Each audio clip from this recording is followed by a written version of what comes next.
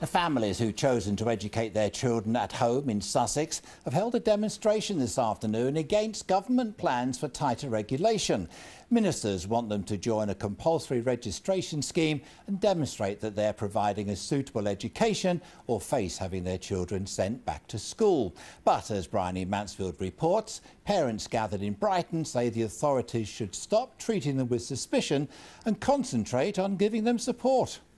I can't go to school because I'm autodidactic.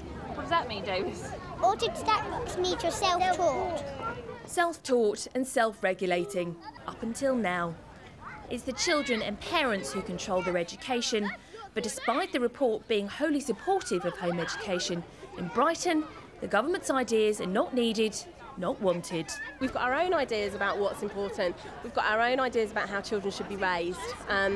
And that's why we've taken responsibility for doing that for our children. The report is trying to structure us, it's trying to force us into moulds, it's trying to effectively turn us into schools within our homes.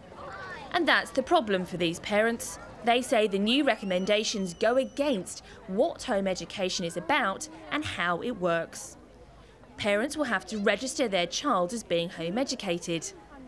They will also need to detail how and what their child will learn over the next year. And the local council will now be in charge of monitoring home education by carrying out visits.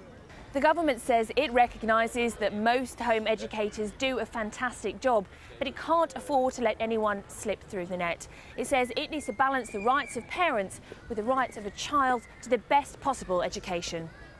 The moon lines up between the Earth and the Sun. That happened recently. It did happen recently. There was an eclipse recently. For Ali Moyer, that education isn't best gained through sitting at a desk or even a kitchen table, but outside in the community, where she mostly teaches daughter Freya. It's proven that when people learn because they want to learn, that's the best learning of all, and it's so different to a timetabled learning. So we're basically trying to take that message to the government before this gets turned into concrete legislation.